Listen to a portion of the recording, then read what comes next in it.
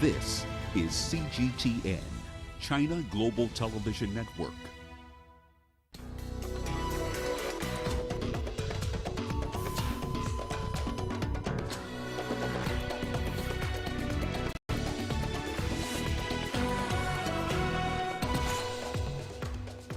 The WHO calls for the vaccination of at least 10% of the world's population by September. Can Africa do it? Authorities in the DRC scramble to assist those left homeless after a volcanic eruption near Goma city. And a Palestinian man shot dead in occupied East Jerusalem after stabbing 2 Israelis, but the ceasefire continues to hold for a 4th day. Hello and a very warm welcome to Africa Live on CGTN. I'm Lindy Mtongana in Nairobi. And with me is Uche Okoronkwo with a preview of your business news. Thank you, Lindy. And here's a look at what's coming up on Africa Live Biz. Nigeria's economy grows 0.5% in 3 months to March, supported by higher fuel prices.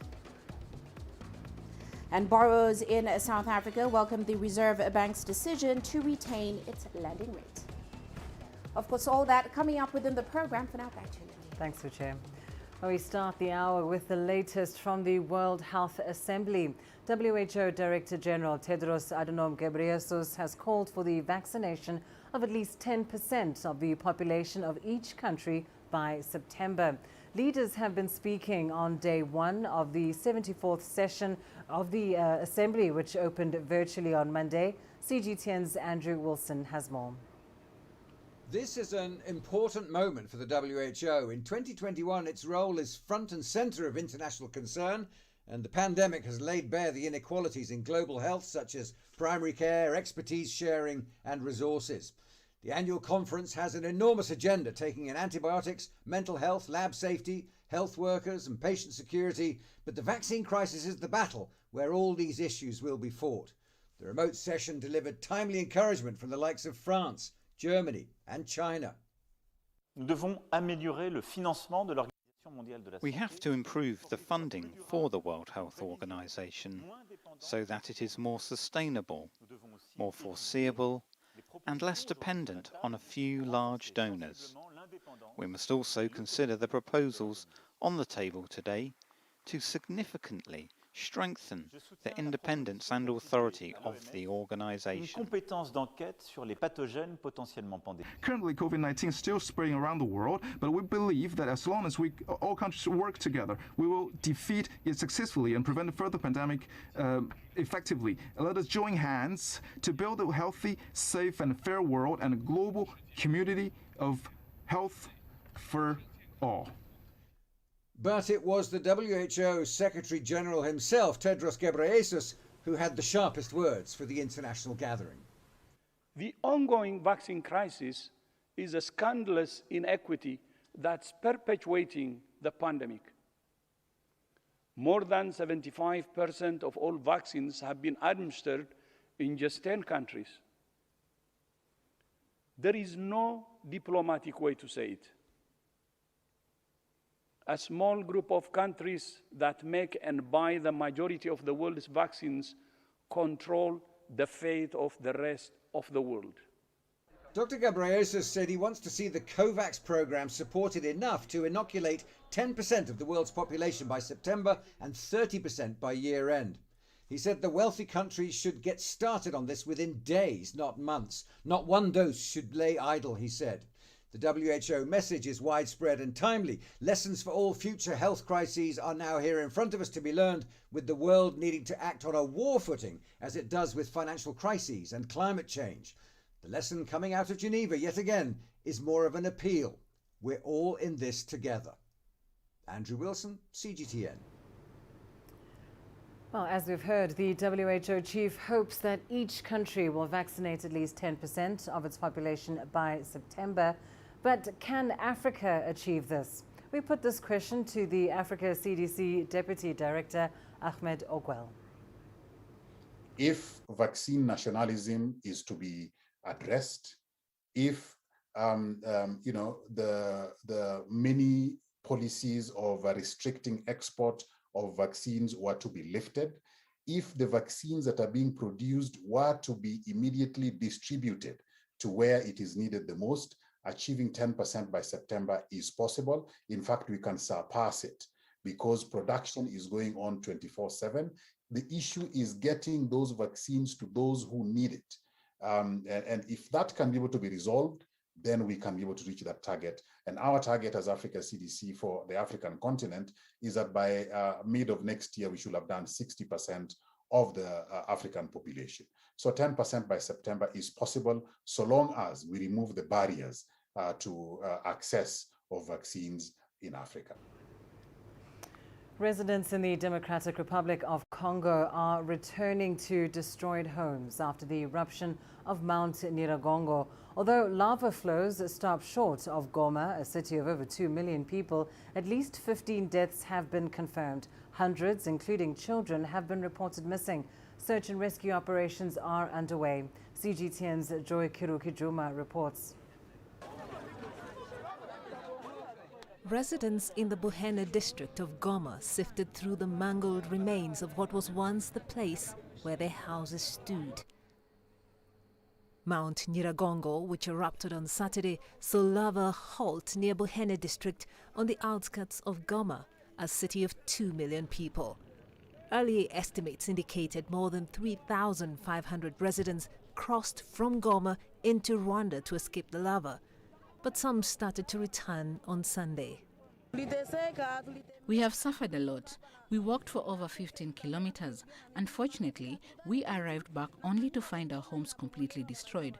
We did not find anything. Apart from our burnt houses, everything else was stolen. Now I don't know where to go.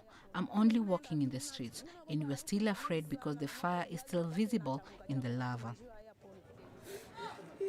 According to the government spokesman, the number of casualties is likely to rise as officials assess the hardest hit areas. 9 of the victims died in a traffic accident as people fled. 4 others were killed as they tried to escape a prison. The other 2 were burned to death, Patrick Muyaya, the government spokesman, said on Sunday. I was with my husband, who is too old, and he didn't want to leave the house because he was sick. He couldn't walk. I said to myself, I can't go alone. We've been married for the best and for the worst. I went back to at least try to get him out, but couldn't. I ran away and he got burned inside. I don't know what to do. I curse this day. Mount Nyiragongo last erupted in 2002, killing 250 people and rendering 120 others homeless. The government is urging people to remain vigilant and avoid non-essential travel. Joy Kirukijuma, CGTN. Now, earlier we spoke to Rui Alberto Oliveira, the Manager for Africa Programs and Operations at the International Federation of Red Cross and Red Crescent Societies. He told us about the rescue and support efforts underway in the region where the volcano erupted. The past 48 hours have been very, very difficult for the people of Goma. Indeed, I'm just coming out from a meeting with the Red Cross component and our colleagues from the Red Cross of the DRC, and they are currently hosting 60 unaccompanied children in their facilities. But they've been requested to attend more than 300 already, and we're trying to do our best to get to those children and make sure that we are able to reunify them with their families. So that's one big worry that we currently have. Then, I mean, we also are very concerned about the ongoing risks that the volcano represents for people that are returning to areas of potential hazards. I mean, the volcano activity is still ongoing. We are facing seismic activities as well. I mean, every other hour. It is still very much on heightened alert, and we need to be ready and stand ready to support those people eventually evacuating again, and those that are able to return in safety to provide, I mean, the emergency needs that they would normally have, which consists obviously of water, food, shelter for those who lost their houses. Yes, I confirm that we now know that 12 villages have been severely affected and other 5 villages are at risk, and particularly in Po village, the houses were completely destroyed. So we have accounted 900 houses at the moment, but the number will certainly increase. So in terms of coordination, we are under the leadership of the government. They've created a crisis cell that comprises obviously government authorities in all different sectors, the Red Cross, the UN agencies and INGOs present here. We're putting together an assessment to determine the extent of the needs, and then hopefully we'll seek complementarity to attend all those in need. In terms of immediate needs that we've been hearing, we're especially worried, as I said, with the children, the elderly, people with reduced mobility, etc., that could be exposed or further exposed to these risks. But then in general terms, we're talking about water, safe water, because we want to prevent any public health outbreak that may come out of this disaster. International Criminal Court prosecutors believe that a leader of Sudan's infamous Janjaweed militia, Ali Muhammad Ali Abd al-Rahman, personally committed murders in Darfur. Abd al-Rahman, also known as Ali Kushaib, appeared in court for a hearing to decide if there is enough evidence for a full trial on 31 charges of war crimes and crimes against humanity. He is the first suspect to face charges at the ICC over the Darfur conflict. Prosecutors told the court in The Hague that al-Kushaib, an ally of deposed Sudanese leader Omar al-Bashir, was an energetic perpetrator of murders in the Darfur War between 2003 and 2004. The 70-year-old suspect, who handed himself in last year after more than a decade on the run, denies the charges.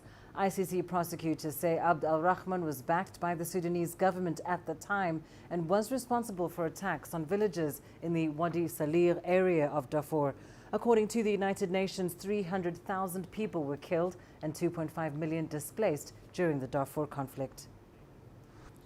Let me now turn to Mr. Abd al-Rahman. Feared and revered in equal measure as the colonel of colonels, he was a senior leader of the infamous Janjaweed militia. Men were loaded onto vehicles, taken a short distance away, and executed in cold blood. Mr. Abd al-Rahman was present at and directly participated in these callous crimes. The victims of the suspects' crimes are countless and their suffering immense. The pain inflicted on the victims of these crimes persists. The region of Darfur is still grappling with the devastation brought about by these events. The U.S. government has announced visa restrictions on Ethiopian officials over the conflict in Tigray. People on the streets of Addis Ababa have criticized the U.S., saying the decision is an attack on the sovereignty of Ethiopia. Ethiopian officials have also condemned the move. Here's CGTN's Girum Chala with more. On Sunday, the U.S. State Department announced that it will impose restrictions on economic and security assistance to Ethiopia. The department also imposed visa restrictions on Ethiopian and Eritrean government officials directly and indirectly connected to alleged human rights abuse in the northern region of Tigray. Now, this has angered many Ethiopians. People in the capital Addis Ababa say the U.S. move is not only unnecessary, but also is direct interference into Ethiopia's internal affairs. What we heard of the visa restriction on Ethiopian officials is unnecessary. We know they said the move is because of the problems in Tigray region, but I think we Ethiopians can resolve this problem on our own. So whether by the United States or another third party, interference is simply inappropriate. Honestly, this is unjust and is a war against our sovereignty. They were supposed to study the situation on the ground before any decision such as visa restrictions. They lack proper and true information. In November 2020, Ethiopia's army staged what the government called a law enforcement mission in Tigray after regional TPLF force allegedly attacked military barracks. Out of that war, thousands have been killed and close to 1 million people are said to be displaced. U.S. Secretary of State Antony Blinken believes Ethiopia failed to listen to the international community and did not properly address the suffering of people in Tigray. Ethiopian officials say the U.S. is detached from reality and is simply attempting to tamper with Ethiopia's sovereign rights. We are an independent nation. We can never bow down to a neo-colonial way of handling us. We will remain firm in protecting our rights. Meanwhile, the UN and other bodies claim war crimes have been committed in Tigray. Prime Minister Abiy Ahmed said any party which wants to conduct an independent investigation will get full government support to do so. Grumjala CGTN, Addis Ababa, Ethiopia. Let's go to Zimbabwe now, where a traditional chief has ordered the exhumation and reburial of the country's former president, Robert Mugabe. Nearly 2 years after his burial, the order is for his body to now be moved to a shrine in the capital, Harare. CGTN's Farai Makutuya has the details. Chief Zimba had summoned Robert Mugabe's widow, Grace, to attend a traditional court facing charges of improperly burying Zimbabwe's former leader. She did not attend the court session over the weekend, which fined her 5 cows and a goat and ordered the exhumation and reburial of the former president at the National Heroes Shrine by July 1st. Robert Mugabe was buried at his rural homestead in accordance with his last wishes, according to family members who turned down an offer to have him interred at a burial site reserved for heroes of Zimbabwe's liberation war. A cultural expert I spoke to ahead of the court session said exhumation would be a lengthy and complex process as it requires several rituals to be observed. Farai Makutuya, CGTN, Harare, Zimbabwe. A Palestinian man has been shot dead in occupied East Jerusalem after stabbing 2 Israelis, one of them a soldier. Israeli police say the incident occurred near the Sheikh Jarrah neighborhood, a key flashpoint of the pending eviction of several Palestinian families, which, as we know, sparked a mass protest, which led to 11 days of fighting between Israel and Gaza. An Egyptian-mediated ceasefire still holds for the 4th day, but clashes continue between Palestinians and security forces in Jerusalem.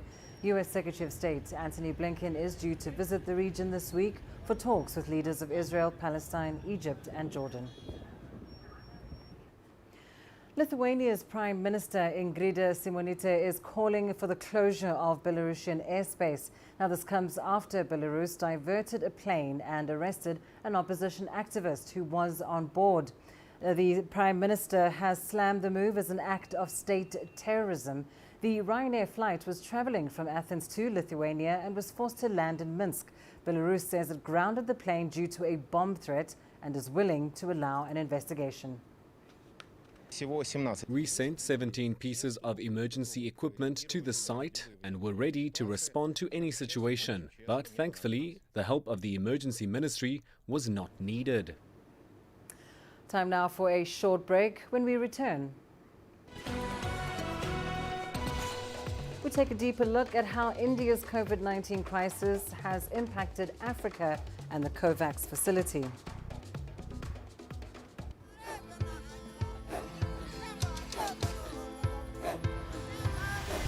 Africa is a continent of diversity, with varied climates and enchanting geography, and a people so distinct, but with a shared enduring spirit. We are at the heart of the continent to bring you the untold stories. Let's have a look.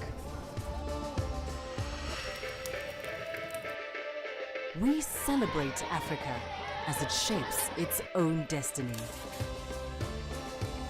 Aden, Tunis, Cairo, Juba, Johannesburg, Ethiopia, Tanzania. Africa Live. Find your voice.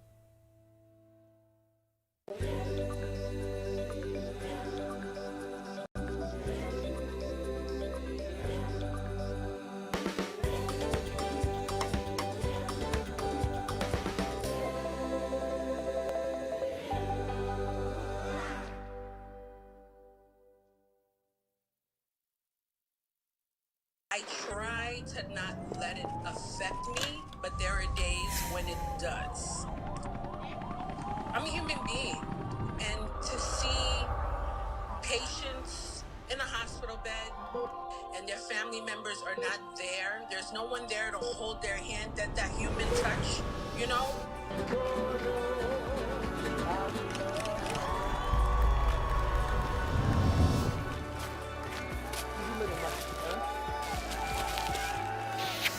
I just hope everyone can remember that the situation is not permanent and that everything will get better eventually.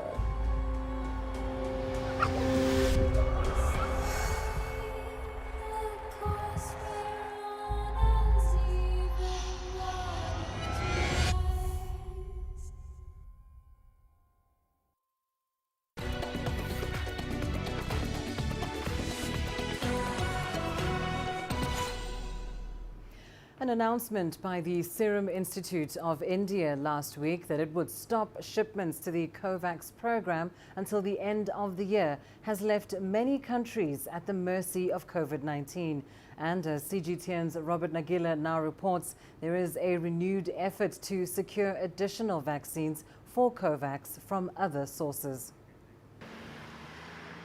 One by one, countries that had signed up to the Covax program are running out of COVID-19 vaccine doses. Backed by the World Health Organization and partners, the Covax program was meant to supply at least 2 billion vaccine doses to Africa by the end of this year. Deliveries of the Oxford AstraZeneca vaccine, known as Covishield, manufactured by the Serum Institute of India, began in February. But a deadly second wave of infections in India led the government there to restrict vaccine exports. The number of doses available to Covax remains vastly inadequate. The Global Health Body's chief says Covax has depleted its vaccine stocks. We have shipped every single one of the 72 million doses we have been able to get our hands on so far to 125 countries and economies. But those doses are sufficient for barely 1% of the combined population of those countries. Concerns that delays in accessing additional vaccines could lead to new variants of COVID-19 has seen the Africa Centers for Disease Control turn to other sources. An agreement with Johnson & Johnson should see at least 220 million vaccine doses delivered towards the end of July. We have shifted focus to Johnson & Johnson, and we are in discussions with all other manufacturers of COVID-19 vaccines so that we can be able to get more vaccines onto the continent. Africa CTC says it's also engaging developed nations to get the excess vaccine doses. So that every vaccine that is present is not sitting in a storage somewhere. There are also plans to set up vaccine production facilities on the continent to complement other efforts. But with demand far outweighing supply, most low-income countries will be looking to Covax for their vaccine needs. Robert Nagila, CGTN, Nairobi, Kenya. Well, while other African countries seek alternatives for vaccines, Nigeria is halfway through its first phase of COVID-19 vaccinations. In this current phase, the two-dose inoculation process targets 1% of the country's 200 million population. And stakeholders say Nigeria should hit its target before the doses expire. CGTN's Kelechi Emekalam reports. Nigeria began rolling out its COVID-19 vaccines in March after receiving about 3.94 million doses of the Oxford AstraZeneca vaccine. A full vaccination requires 2 jabs within a space of 3 months. Though the uptake started out slow due to skepticism, so far the nation's remained on schedule with its rollout plan. The wisdom of the government, because they weren't sure when the second batch will come, which is now in hindsight a very wonderful decision the federal government made.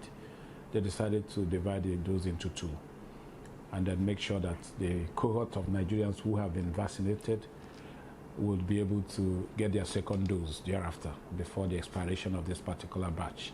Target was to do about 2 million, but so far I think we've hit about 1.8 million. Several countries, especially in Africa, have made frantic efforts to get enough COVID-19 vaccines. There's been delays in rollout plans across the continent just as batches of the AstraZeneca vaccine near expiration. Many African nations are forced to destroy or give away vaccines they can't use up in time. No official source has confirmed if Nigeria is giving away some of its doses, but public reluctance was a major factor that initially slowed down the process. What I will say there, in terms of speed, I wouldn't say it was very fast. The reason is not because of the fault of anybody, but because of the vaccine hesitancy. There was a lot of hesitancy initially, and then so the speed of the rollout didn't match what the government intended to do. But overall, the government changed strategy and they took the war to the people, so to speak. Nigeria is even looking for more. I do know that even though we're not completely exhausted, but I don't think Nigeria will want to give out any vaccine. We need them here. And then, like I said, hopefully next week, the rollout of the second batch will start. Stakeholders believe Nigeria was well prepared for the vaccination exercise. The nation is scheduled to complete rolling out the first dose of the vaccine in the coming week, meaning the administration of the second dose will commence for recipients by June. Kelechi Emekalam, CGTN Abuja, Nigeria. Staying in Nigeria, suspected bandits have killed 2 policemen in about 20 villages in Nigeria's northwestern state of Zamfara. Now, according to police, the fatalities occurred during a shootout on Saturday night. Correspondent Tasem Akende reports from Jos. Police officials say 5 communities were targeted in the shooting spree, leaving at least 22 people dead and many others injured, some of whom are still receiving medical attention. One eyewitness told Channels Television that the attackers stormed this village on motorcycles, firing as residents observed afternoon prayer on Saturday. Police were able to kill several of the attackers and say they now have the situation under control and are appealing to the public to remain calm. But the problem is far from fixed. Zamfara State is among others confronted with security challenges such as banditry and kidnapping for ransom in Nigeria. Tasem Akende, CGTN Jos, Nigeria. Relations between China and Africa date back to pre-independence days.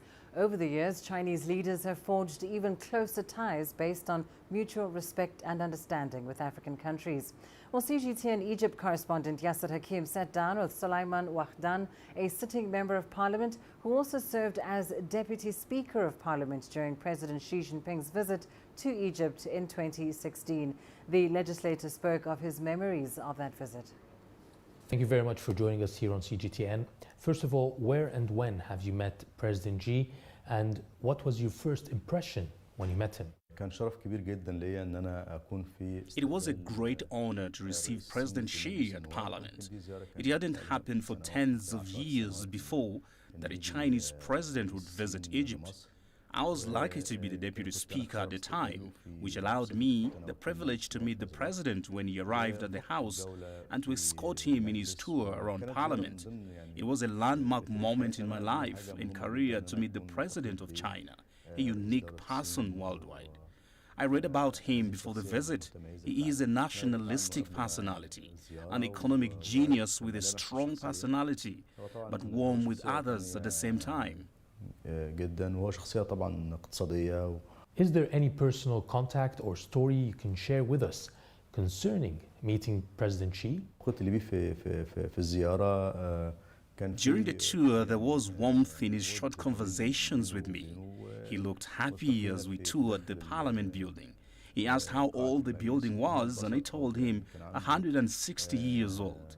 He said he was happy to see the history of Egypt and told me that Egypt and China are two nations with great ancient civilizations and heritage. How do you describe President Xi's governance or leadership of China? With his leadership, he managed to overcome, along with the Chinese people, a lot of challenges and transformed it into blessings. He made huge strides in the economy, so that in the next couple of years, China would become the top world power. And let's now go to Uche for the latest from the world of business. Thank you, Lindy. And here's a look at what's coming up on Africa Live Biz. Nigeria's economy grows 0.5% in the 3 months to March, supported by higher fuel prices. And borrowers in South Africa welcome the Reserve Bank's decision to retain its lending rate.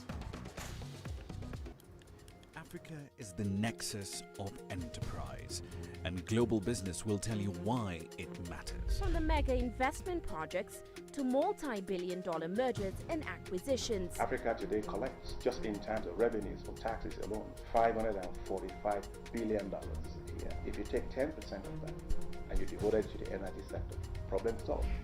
All this on Global Business, weekdays at this time on CGTN.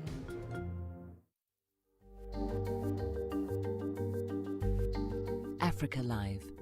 Find your voice.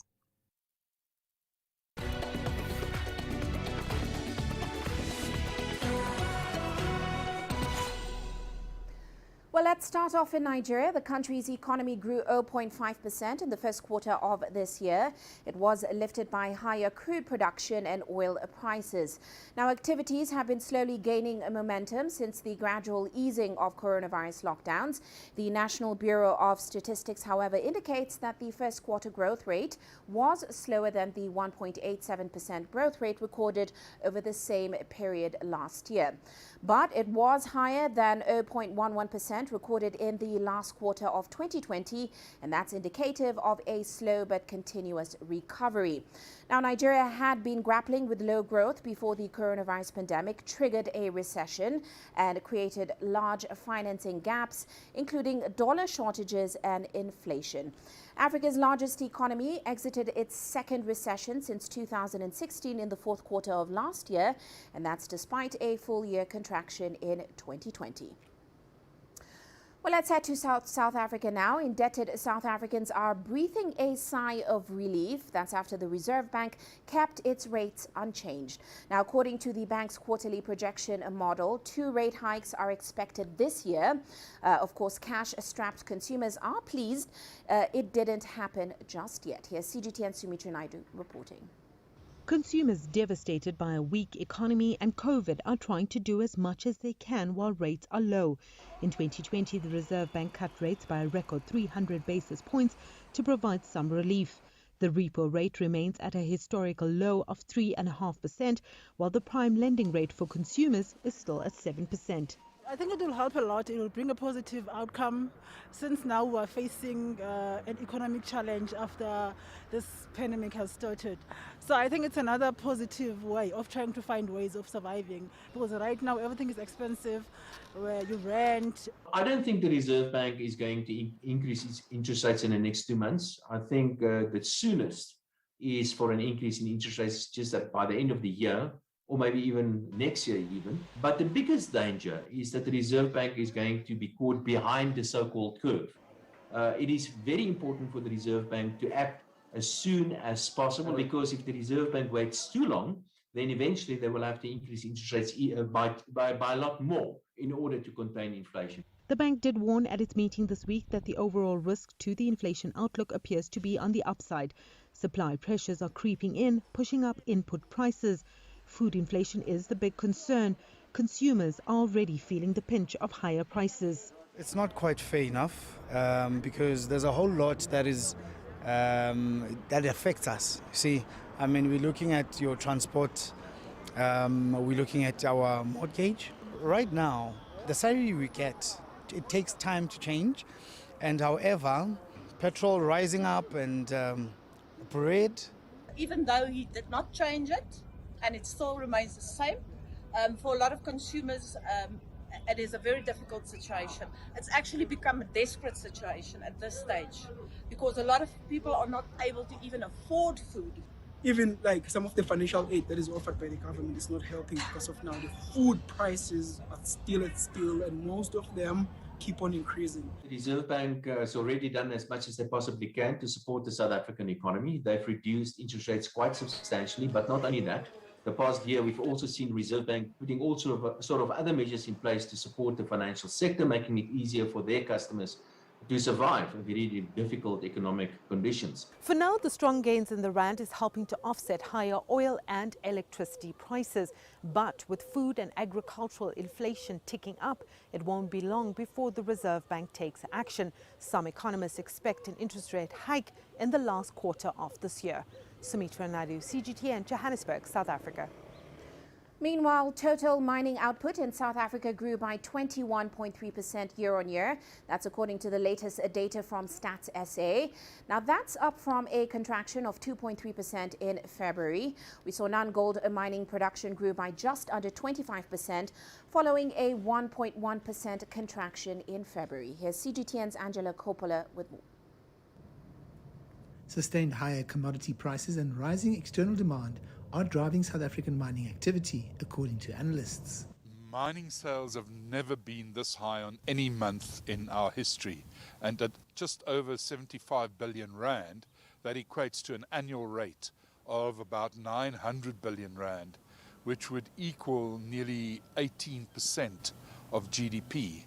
And that tells you that if mining numbers keep on rising like this, that this is going to be a very big boom year, not just for mining, but probably for the broader South African economy, if other things like electricity output hold. The knock-on effects on increased mining activity are felt throughout the economy. Mining is an ecosystem on its own. So it's not just the fact that most our mining, if you average it together, still more than half of it is local content. It's not 98% or 95% like it used to be, but it's still probably 65, 70% local content. And it's bringing in all the dollars. It's got the huge ecosystem. It is as important to South Africa, I think, in the history of South Africa. Analysts suggest that the mining sector can't be viewed and analyzed as one solid set of data. The other thing is becoming clear is that the newer minerals that are being used, like nickel and platinum, are definitely rising a lot quicker than the older ones like coal. And certainly there's also problems in coal and diamonds. And while volumes have improved, there are questions about whether these volumes will continue to increase. What's interesting about this cycle is that you're not seeing to a great degree these mining companies looking to grow volumes aggressively. You look at, for example, Anglo American, they do have a sizable copper project, but they're not looking to, in other parts of the business, you're not seeing major volume growth. There's a fair amount of optimism around the mining sector. It hasn't looked this good in 15, 20 years in South Africa. And that sounds over the top. It's because commodity prices are great and we've got as low as we can. If the rand continues to strengthen and those commodity prices keep on rising as they are doing now, South Africa is in for a bumper year and a boom year in 2022. I'm Angelo Coppola for CGTN in Johannesburg, South Africa. Well, let's move on now. A group of women entrepreneurs in the Democratic Republic of Congo have set up a company that will convert agricultural material into value-added products. Now, the aim is to create employment and contribute to the country's economic development. Now, the company owners met with other Congolese businesswomen at a conference in the capital, Kinshasa, to discuss ways of helping women generate income. Here's CGTN's Chris Ochambringa with more from Kinshasa. Noda Luafa is a mother of 9 who's been selling charcoal in Kinshasa for 19 years. Her husband died a year ago, leaving her the huge task of fending for her family. She has dreams of expanding her business, but lacks money to do so. In the past, my business was doing very well. I used to sell 2 or 3 sacks a day, but it's now moving very slowly. I had plans of stocking more sacks, but there's little money in circulation. I just can't afford to expand. Noda is one among millions of women who are struggling to support their families in the DRC. A group of prominent women entrepreneurs in the DRC have formed a company that will help small-scale business women make more money. So we need to put them together, train them, so that we can create like big company, and this company is going to contribute to the economy, to produce jobs and all these things. They will start off with a company called Tulime Pamoja that will produce maize flour. The owners intend to help women engaged in small-scale business to move away from fighting for survival to start making profits. Up to now, we have small agriculture, people with small piece of land. And this program, this project comes with let's invest together and make something big for everybody. I think this will be like the pilot that will push on other people to invest also in the same model. The DRC is estimated to have 80 million hectares of arable land, but only 10% of it is currently being used. That's because conflicts in the east of the country have forced thousands of people to abandon their farms. Women doing business face several challenges in the DRC. Some of the most serious ones include limited access to finance and disproportionate family responsibilities. The conflicts in the east of the country have made their situation worse, but the government has promised to help improve the business environment for women across the country. Chris Sachamringa, CGTN, Kinshasa, Democratic Republic of Congo. And inhabited for over 700 years, Kenya's Lamu town is considered by many as the cradle of the Swahili civilization. But the World Heritage Site is now being threatened by pollution and a growing number of motorcycle taxis, locally known as boda bodas. Here's CGTN's Daniel Arap Moy with the story. In this small island town of Lamu, a historic Swahili trading outpost, motorbikes maneuver through a crush of donkeys. Lately, there has been an increase in the number of motorbikes. Residents here are not pleased about the two-wheelers congesting ancient narrow lanes. Long time ago, we used a donkey transportation, to collect all things like a material of building houses, like food to supply for another town. But this boda is a big terrible. This is too much. It's everywhere. When you walk in the market, everywhere, you find a motorbike, someone. Hey, you want to go where? Where you want to go? Which is no good. Lamu, we love donkeys. We love walking. This is the best. It's no good for motorbike for Lamu. Donkeys used for centuries to ferry chunks of washed coral to build Lamu's iconic Swahili homes are slowly phasing out. Residents of this small island of Lamu fear that their delicate ecosystem, their livelihood, and their ancient way of life could soon be lost. Mia Miji is a resident of Lamu who runs a restaurant business. Mia says the noise generated by motorcycle engines has driven away his customers. It was very lovely here. You can sit here and see the view, have your drinks and relax and peace. No problem. But since the motorbike has arrived now, you can't even walk around. For me, I'm afraid to walk with my child on the street. I can't walk with my child on the street any minute because you don't know which side is for motorbike, which side is for people. The youth who depend on these motorbikes for a living are defending their trade. Boda, they are helping people. They are helping youth. It has created a lot of employment. All people, all youth who are under these robbery gangs that have entered boda, they have changed their life. It's true, bodas have increased in number, but let's allow the youth to continue their work and earn a living. The impact of overfishing in Lamu has left fewer employment options for the island's youth. But the increasing presence of motorbikes here is feared could soon erode the cultural richness of this historical town. UNESCO declared Lamu town a World Heritage Site in 2013. Daniel Arap Moy, CGTN, Lamu, Kenya. And in some company news, Nissan Motor says it will standardize and share electric vehicle components with alliance partner Renault. The Japanese automaker has been sharing common platforms, powertrains and components with its alliance partners Renault and Mitsubishi Motors and described electrification as the partnership's new linchpin. The three car makers have been rebuilding their alliance to weather the coronavirus pandemic with efforts to standardize parts and platforms to slash costs. Now, Nissan, which was one of the world's first automakers to embrace fully electric vehicles with its Leaf model, will also share its upcoming new all-electric SUV Ariya's platform with Renault. We three are three distinctive brands driven by our own customer perception and aspiration. So we keep that very distinctive.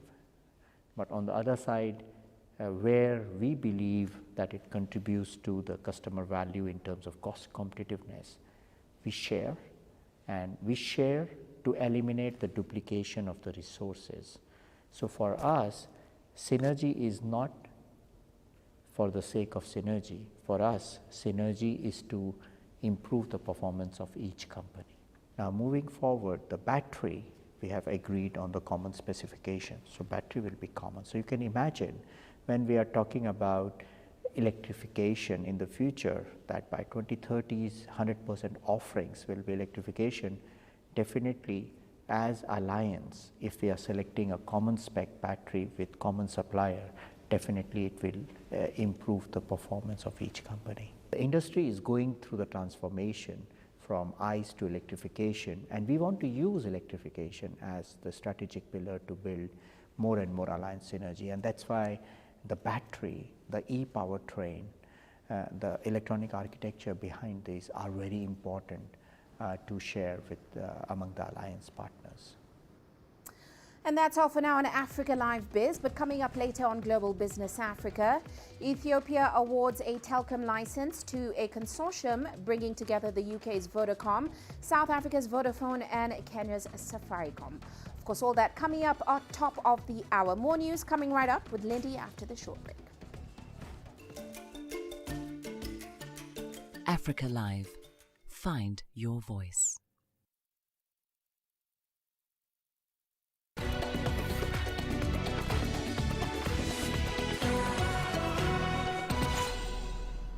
Welcome back. Let's go to South Sudan now, where a Chinese medical team is offering a Chinese language course to medical personnel at the Juba Teaching Hospital.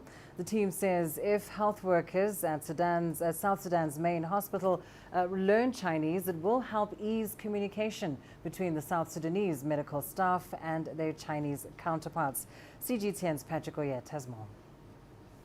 The Chinese medical team says the training is meant to bring China and South Sudan together in areas of medical cooperation. The training is for 3 months for the medical personnel. We would like them to learn more about China, learn Chinese language, communicate with the Chinese medical team in Chinese. We can share medical experiences. The Chinese medical team says more than 50 South Sudanese medical staff have registered and are attending the language classes. The training here is not just about the Chinese language, but also about Chinese history and the culture of the people. Classes are conducted every Wednesday and Friday. By learning the language, it will help me to communicate with my Chinese friends, and it will help me to read Chinese books, to know more things about Chinese country. Yeah. The Chinese medical team began arriving in South Sudan from 2013. The teams have established technical medical departments at the Juba Teaching Hospital. Advanced equipment is now installed at the hospital, but the language barrier remains a challenge the current Chinese medical team says it is trying to address. Patrick Oyet, CGTN, Juba, South Sudan. And coming up in your sports news, Kenya's Baldev Chagar all set for the Safari Rally return as the competition edges closer.